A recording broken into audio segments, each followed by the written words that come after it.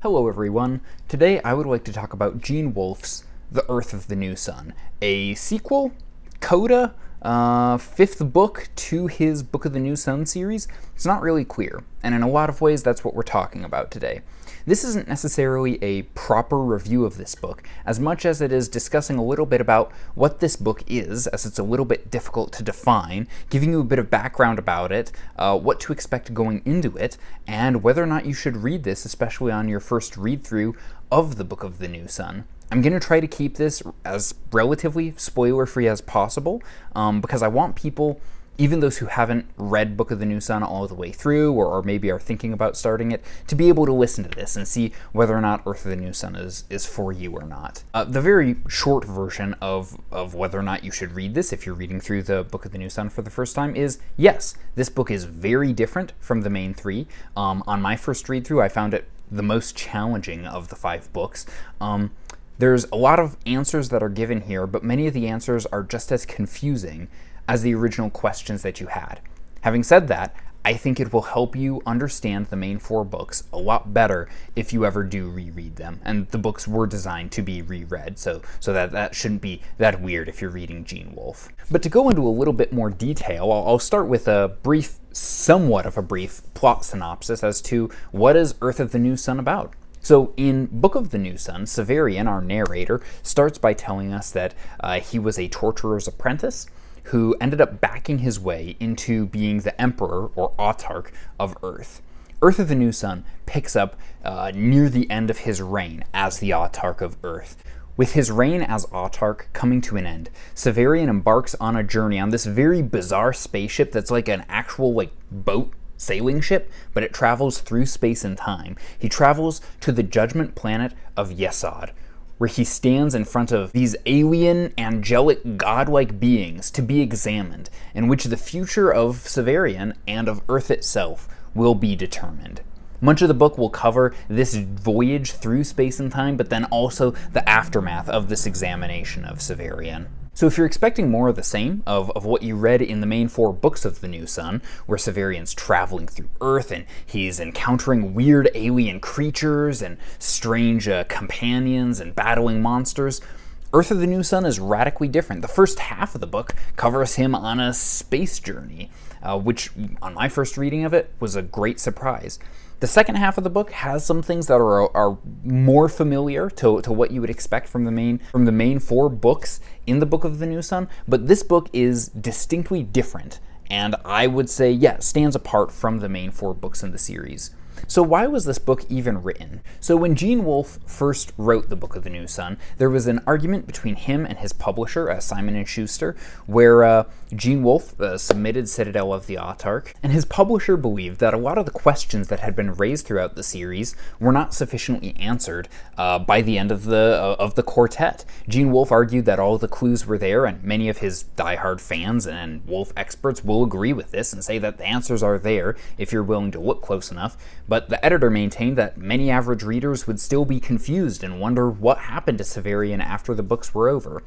The editor suggested that Gene Wolfe put a couple of paragraphs at the end saying, and here's what Severian did and how his reign went, and Gene Wolfe wasn't going to have any of that. And so the agreement that they came up with was that after Citadel of the Autarch was published, untouched, no edits to it as far as that goes, that he would write a 5th book, giving many of the answers that the editor and many of the readers were looking for. As I said, Book of the New Sun was originally published by Simon & Schuster, but by the time Gene Wolfe got around to writing Urth of the New Sun, Simon & Schuster very publicly was no longer publishing science fiction, except for Star Trek novels.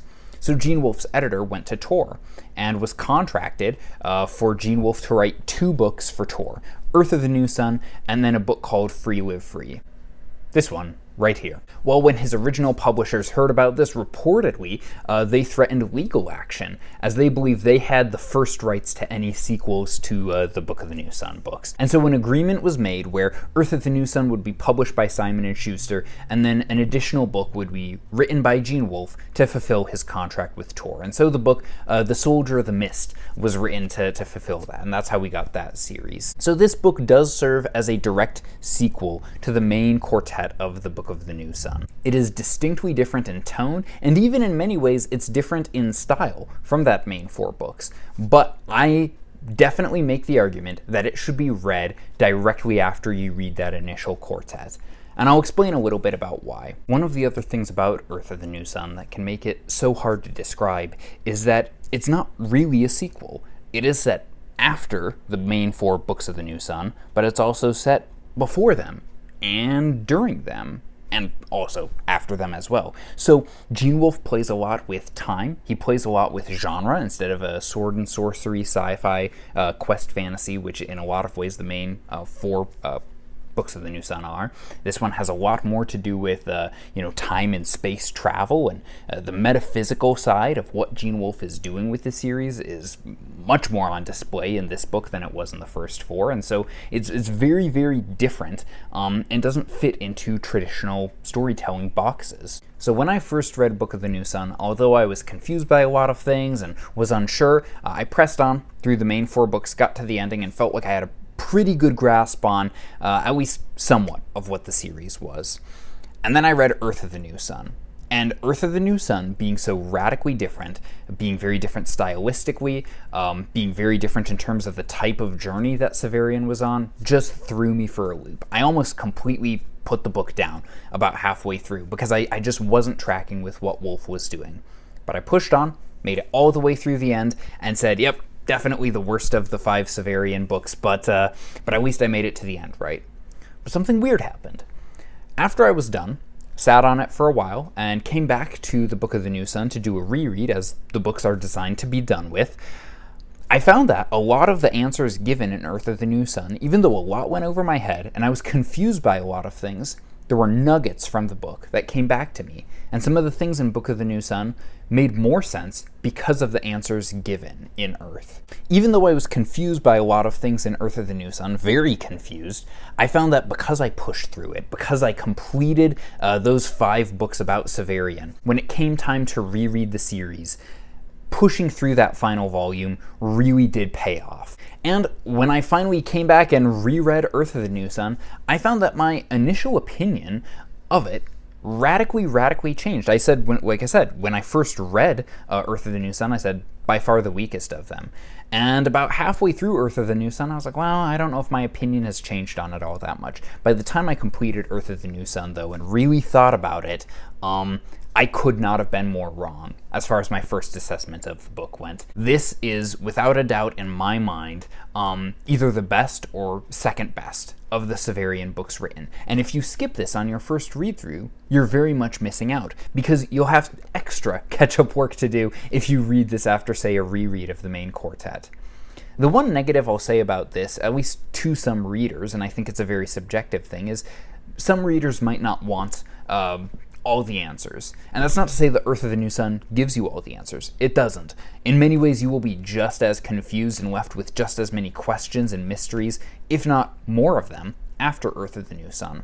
But in Urth of the New Sun, Gene Wolfe makes crystal clear a lot of the philosophical and metaphysical points that he's trying to make in that main series. To me, that clarity I found very enlightening. It really improved and enriched my reread of the main books. But some people might not want those answers. They may want their more subjective interpretation to be put on the original quartet of books.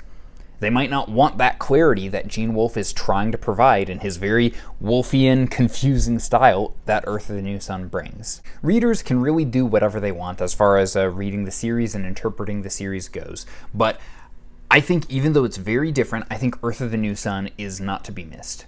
I don't know that I would go so far as to say that Urth is required reading, because I can't actually go to your house and forcibly require you to do anything. But any serious reader of the Book of the New Sun who's trying to understand it, who wants to really delve into what Wolfe is doing, who wants to know more about the world building and some of the more confusing passages of Book of the New Sun, they want clarity on it, then Urth of the New Sun is not to be missed. I'll say this vaguely, but if anybody's read the main quartet, they'll know what I'm talking about.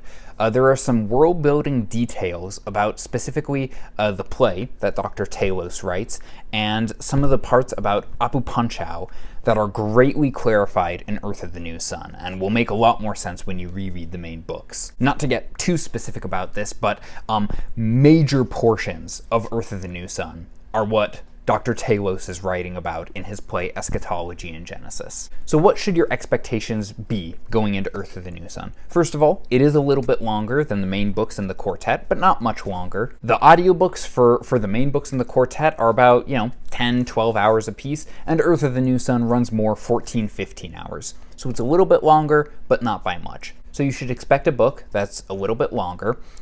You should expect to get a lot of answers to many questions, but those questions being answered in confusing ways or ways that aren't necessarily crystal clear, because Gene Wolfe doesn't want to rob you of that enjoyment of looking for those answers. So of course he's going to answer them in a way that's slightly confusing or in a way that makes you dig even deeper into the text. And thirdly, you shouldn't expect a book that's just more of those first four. It's very different in terms of its style. Like I said, a lot of this book happens in a journey through space and time on this bizarre alien spaceship. Despite its challenges, despite its weirdness, Urth of the New Sun is not to be missed. And for any serious Wolfe reader or reader of the Book of the New Sun, I definitely recommend that you pick this up. And I'll also say, don't put it off for too long. I know a lot of readers, when they read the first quartet, they'll be like, all right, I was able to wrap my head around it and I'll end there. Don't wait too long, because many of the specific call-outs in Urth of the New Sun will make a lot more sense if you've read the main four relatively recently. So don't put it off for too long. And if I were to leave you with one final parting word of advice, it would be, don't be turned off by covers to Urth of the New Sun. I paid extra money to get this used copy off of eBay, because for my money's worth, this is the only decent cover of Urth of the New Sun that's out there. All the other ones are just text on the cover or some bizarre sun symbol, maybe eclipse symbol. I don't like any covers of this book except for this one. So don't be turned off by the covers of this when the main four have these great, badass 80s covers to them, and the Urth of the New Sun ones tend to be rather disappointing. So get this one if you need it, otherwise just ignore the covers entirely. But guys, there's a lot of treasures to be found in this book. Wolfe makes you work for them, he makes you dig for them, but I highly recommend reading this if you've made it through the original quartet. So hopefully this was helpful to you guys. If you haven't read Urth of the New Sun and you've read the main quartet, I highly recommend you pick it up. It is well worth your time, especially before a reread. I can't encourage that enough. Read Urth of the New Sun before you reread the main quartet. People can do what they want, but if you want my recommendation, that would be it. So anyway, hope you guys enjoyed this video, and I will see you in the next one. Take care.